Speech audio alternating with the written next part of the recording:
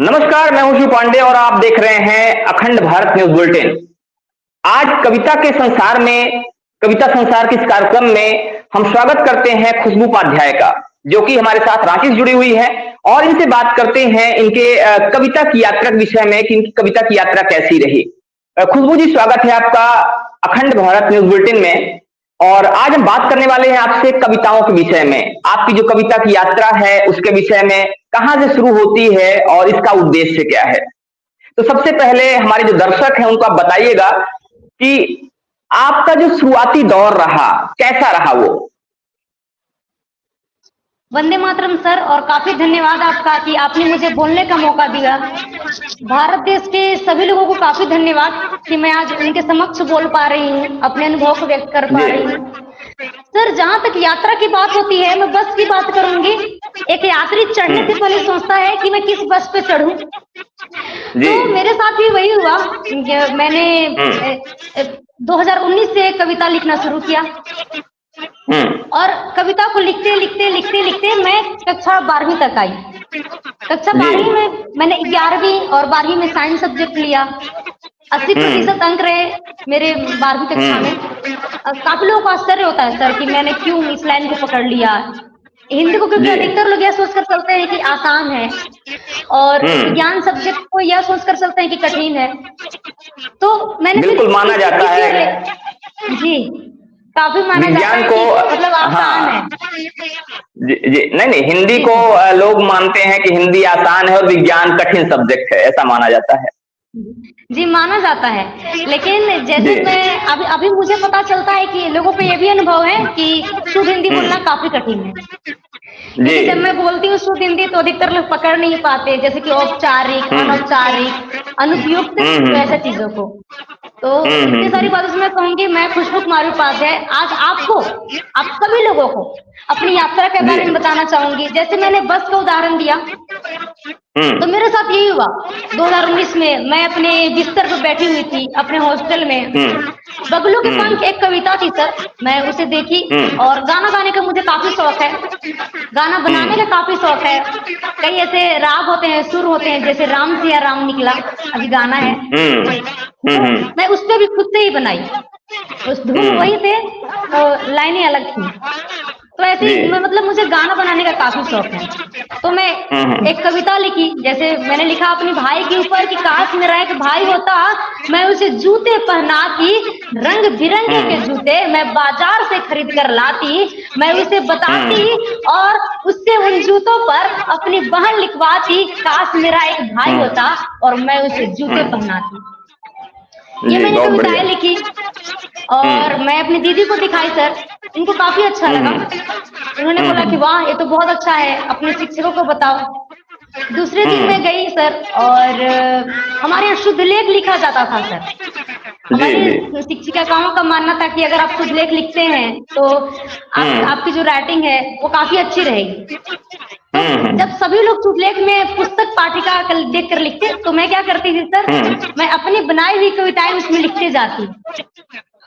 अब अपने द्वारा बनाई गई मैं कहानियां लिखते जाती। मैं 2000 कहानी लिख चुकी हूँ। लिखते लिखते लिखते लिखते मैं लिख चुकी हूँ 2000 कहानियां। जी सर, और 1600 कविता और 1600 कविताएं। जी सर, लिख चुकी हूँ मैं। इतनी कम उम्र में इतनी सारी कविताएं और इतनी सारी कहानियां लिखना अपने आप में बड़ी बात है। तो कब से शुरुआत हो जाती है ये कहानियां और कविताएं लिखने की? सर 2019 से इसकी शुरुआत होती है। जैसा कि मैंने बताया कि मैंने अपने शिक्षक को दिखाया, उनको काफी अच्छा लगा ये लिख रही है। उन्होंने बोला और लिखिए। शिक्षक दिवस के अवसर पर जब मैंने उनके लिए कविता लिखा कि जिन्हें जानता दुनिया जहान और करता उनका सम्मान, मेरे लिए संपूर्ण विश्व में शिक्षक है महान। उन्होंने कई लोगों को दिखाया सर, और ये कविता मेरी काफी प्रसिद्ध हुई कि इतने कम उम्र में ये लिख रही हैं। तो कहीं ना कहीं उनको लगा कि मुझे लिखना चाहिए। मैं शुद्धलेख में कविताएं लिखती थी। ये यात्रा बढ़ती गई, किसी को कुछ पता नहीं, मेरे परिवार वालों को कुछ पता नहीं कि मैं कविताएं लिखती हूँ, क्योंकि मुझे लगा सर कि अगर मैं अपने घर वालों को बताती हूँ तो मेरी जो फैमिली की जो सिचुएशन है सर, हम लोग किसी अच्छी फैमिली से बिलोंग नहीं करते, तो मुझे लगा यदि वो सुनेंगे तो उनको लगेगा कि बहुत बड़ी बात है। तो मैंने उनको बताना कई बार मिडिल क्लास फैमिली में इस चीज को भी रोका जाता है, मना किया जाता है, या इसको अच्छा नहीं समझा जाता है। लोगों की अलग अलग विचारधाराएं होती हैं चीजों को लेके। जी जी सर, और खास तौर से अगर ग्रामीण परिवेश से है आप तो आपको और बोला जाएगा। हम्म। तो फिर मैंने घर वालों को बताना सही नहीं समझा। मैं लिखते गई। मैं जब कक्षा 11वीं में आई तो हमारे यहाँ कुछ वकील आए हुए थे। तो मेरी बोलने की आदत है, जब भी कुछ प्रश्न किया जाता तो मैं पूरे कॉन्फिडेंस के साथ बोल देती, कोई डर नहीं, मैं बोल देती उनके सामने। तो उन्होंने बोला कि आप क्या सोचती भारत देश की नारियों के बारे में, वकालत के बारे में क्या सोचती हैं। तो मैंने तारीफ की और मैं सामने गई, मैं बोली सामने में आकर सर आप लोगों के लिए कुछ बोलना चाहती हूँ। मैंने उनके लिए लाइनें बोली और उनको वो लाइनें इतनी अच्छी लगी, हमारे शिक्षकों को पूरी लाइनें अच्छी लगी। और उसके बाद मेरे सर थे जो हमारे जीव विज्ञान के सर थे, सर अभिषेक, उन्होंने वीडियो बनाना शुरू किया। मेरे 3 वीडियो उन्होंने बनाया, गांधी जी के ऊपर, बचपन के ऊपर और एक जमाने के ऊपर। उन्होंने मेरा वीडियो बनाया जो मैंने स्वयं लिखी हुई थी, स्वरचित कविता थी मेरी। इस तरह यात्रा बढ़ती गई। और सर उस वक्त मेरे पिताजी को पता चला जब मंत्री मिथिलेश ठाकुर ने उनसे बात की और उनको बोला कि आप अपनी बेटी को आगे बढ़ाइए, हमारे जल मंत्री झारखंड के। तो आपकी कविताएं मंत्री जी तक पहुंच गई? जी, वो एक मेले में आए हुए थे और मेरे तो एक आदत थी कि नहीं डरना किसी से नहीं है, अपने क्षेत्र के हैं। तो उनके सामने सारे बॉडीगार्ड लगे हुए थे, सारे फोर्स लगे हुए थे। मैं गई, उनका चरण स्पर्श की, बताना शुरू कर दी। तो जैसे वो हमारे जिले में आते रहते थे तो पापा को पता था कि काफी अच्छे फ्रेंड हैं, ठीक है, लेकिन उनको मतलब उतने अच्छे से नहीं थे हम लोग परिचित। उनसे मैंने बात किया और बात करने के बाद मैंने बोला सर मैं 16 से कविताएं लिख चुकी हूँ, मेरी यात्रा यहाँ से शुरू होती है सर, मैंने छत्तीसगढ़ से पढ़ाई की हुई है। मैंने उनको बताया तो उन्होंने बात किया और बोला हाँ ठीक है। उसके बाद मैं पीछे चली गई, उन्होंने पीछे मुड़ा और बोला कि उस बच्चे को बुलाओ फिर से। उन्होंने खुद मुझे बुलाकर कहा कि आप अपनी कविताएं दीजिए, मैं प्रकाशित करवाऊंगा। उसके बाद उन्होंने मेरे पिताजी के पास फोन किया, उनको बोला कि आपकी बेटी कविता लिख रही है, आप सपोर्ट कीजिए, हमारी तरफ से कुछ चाहिए तो बताइए। तो सर उसके बाद मेरे परिवार वालों को लगा कि हाँ मैं कुछ अच्छा कर रही हूँ। अच्छा, आपकी ये यात्रा जो रही है ये एक बहुत साधारण सी शुरुआत से और मंत्री जी तक आपकी कविताओं का पहुंचना एक बड़ी बात है। लेकिन अब थोड़ा सा जो हमारे दर्शक हैं हम उनको ये दिखाना चाहेंगे, बताना चाहेंगे कि आपकी जो कविता है, जो सबसे अच्छी कविता है, जो आपको सबसे अच्छी लगती है, वो हमारे दर्शकों को आप बताइए, सुनाइए। मैंने वैसे 1600 कविताएं तो लिखी हुई हैं, लेकिन एक कविता जिसे लिखने में मुझे 1 सप्ताह लग गया। मैं जब सोती थी तो मुझे वो लाइनें याद आती थी और रात के 2 बजे मैं वो लाइनों को पूरा करती थी। तो मेरे मन के सबसे ज्यादा करीब है वो कविता। जी वो इस प्रकार है, मैं आप सभी के समक्ष व्यक्त करना चाहूंगी। न थी छुआछूत की भावना, न थी छुआछूत की भावना, न था इतना शोर शराब, न थी छुआछूत की भावना, न था इतना शोर शराब, थी सिर्फ भाईचारे की भावना, वो क्या जमाना था। न थी छुआछूत की भावना, न था इतना शोर शराब, थी सिर्फ भाईचारे की भावना, वो क्या जमाना था। लालटेनों से रातों को पढ़ना, लालटेनों से रातों को पढ़ना, उड़ते जुगनुओं को पकड़ना, गांव की मिट्टियों में खेलना, मिट्टियों में घुल मिल जाना। लालटेनों से रातों को पढ़ना, उड़ते जुगनुओं को पकड़ना, गांव की मिट्टियों में खेलना, मिट्टियों में घुल मिल जाना। बच्चों की वह सारी हरकतें उस वक्त, बच्चों की वह सारी हरकतें मन में खुशियां लाती थी, लोगों के मन को वे जल्दी खुशियों से भर जाती थी, लोगों के मन को वे जल्दी खुशियों से भर जाती थी।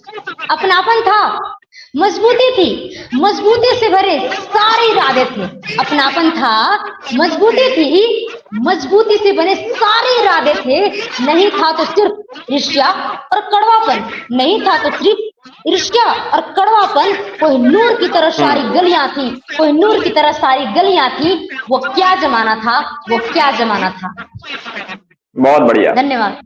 आज की जो युवा पीढ़ी है, आज की युवा पीढ़ी को आप कविताओं के माध्यम से अगर कुछ संदेश देना चाहें 4 शब्द 4 लाइनें अगर बोलना चाहें कविताओं के माध्यम से, कोई संदेश आप दीजिएगा आज की युवा पीढ़ी को अपनी कविताओं के माध्यम से। जी सर, इसके लिए काफी धन्यवाद सर कि मुझे अपने अनुभवों को व्यक्त करने का मौका दिया है आपने। तो कविता से मेरा काफी लगाव हो चुका है और अभी मैं बनाकर बोलती हूँ, मैंने कहीं लिखा नहीं हुआ है अभी तक। मैं ये बोलना चाहूंगी, हम मानते हैं आप युवा हैं, हम मानते हैं आप युवा हैं, आप कुछ कर जाएंगे। मुझे पूरा विश्वास है कि आप भारत देश के ध्वज को पूरे विश्व में लहराएंगे। लेकिन हाँ, संस्कृति को आप ध्यान में रखिए, लेकिन हाँ, संस्कृति को आप ध्यान में रखिए। हमारे भगवान राम से आप अनेक बातें सीखिए। अरे इंटरनेट पे तो हम काफी मैसेज लिखते हैं, अरे इंटरनेट पे तो हम काफी मैसेज लिखते हैं।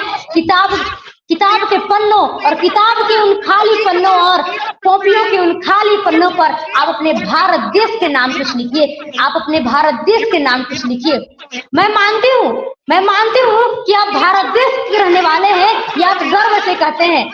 मैं मानती हूँ कि आप भारत देश के रहने वाले हैं, ये आप गर्व से कहते हैं। लेकिन सच्चाई यही है कि आज तक आप और आज भी आप अंग्रेजों की बातें सहते हैं। मैं क्यों ना बोलूं ये बात, क्योंकि मुझे बड़ी हैरानी होती है। मैं क्यों ना बोलूं ये बात, क्योंकि मुझे बड़ी हैरानी होती है। मुझे ये भी बात अच्छे से याद है कि माँ बिना कंबल के भी ठंडी रातों में सोती है, माँ बिना कंबल के भी ठंडी रातों में सोती है। यत्र नार्यस्तु पूज्यन्ते रमन्ते तत्र देवता। इन बातों को याद में रखिए, आपसे निवेदन है मेरा कि आप अपनी संस्कृति को लिखते रहिए, बहुत बढ़िया। आपने भी एक बात कही, यत्र नार्यस्तु पूज्यन्ते, नारियों के विषय में भी आपने जोर दिया। तो नारियों पर एक अंतिम प्रश्न पूछता हूं, उसके बाद ये जो हमारा ये वार्ता का कार्यक्रम इसको खत्म करते हैं।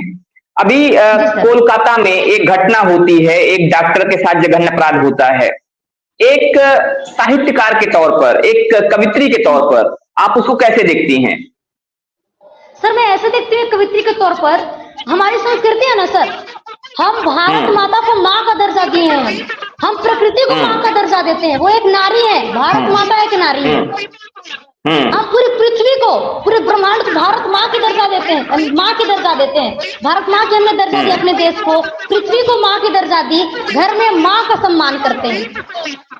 वो किसी की बेटी थी जी। कल्पना चावला की हम बात करते हैं, हम अनेक बातें करते हैं।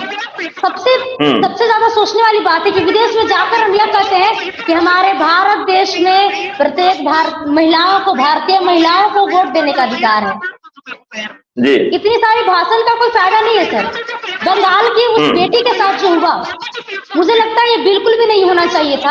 हो सकता है कुछ गलतियां हुई हो और बात थोड़ी कड़वी है, यदि अगर बातें होती है हो सकता है कि अगर आप गोली से मार देते, बात उनकी आपस की थी, हम कुछ नहीं कर सकते, आप मार देते चलता, कोई बात नहीं। लेकिन उसके शरीर को काटना, उसके साथ इतने ज्यादा गंदे व्यवहार करना क्या है? हम कैसे माने कि भारत देश आजाद है? कैसे मान लें हम? मैं यही कहना चाहूंगी सर, जितनी बार हम लड़कियों को प्रताड़ित करते हैं, तो आप एक नारी को प्रताड़ित नहीं करते, आप भारत माँ को खरोच करते हैं, आप भारत माँ को प्रताड़ित करते हैं। मैं उस इंसान को भारत देश का नागरिक नहीं मानती जो हमारी भारतीय नारियों को प्रताड़ित करता है। वो हमारी भारतीय नारियों को प्रताड़ित नहीं कर रहा है, वो पृथ्वी माँ को प्रताड़ित कर रहा है, वो प्रकृति माँ को प्रताड़ित कर रहा है, वो भारत माँ को प्रताड़ित कर रहा है। जी जी जी, ये पूरे जोश बिल्कुल सही बात कही आपने लोगों में। जी सर, बिल्कुल सही बात कही आपने। तो ये हमारे साथी खुशबू उपाध्याय, जो कि इतनी कम उम्र में 1600 कविताएं और लगभग 2000 कहानियां लिख चुके हैं। इन्होंने अपनी पूरी बेबाकी के साथ सभी चीजों पर अपनी राय रखी और उम्मीद करता हूं कि जो इनकी बातें हैं, इनकी जो राय है, इनके जो विचार हैं, आपको जरूर प्रभावित करेंगे। मिलते हैं फिर से कुछ ऐसी ही शख्सियत के साथ, तब तक के लिए जय हिंद। जय हिंद सर, वंदे मातरम। वंदे मातरम।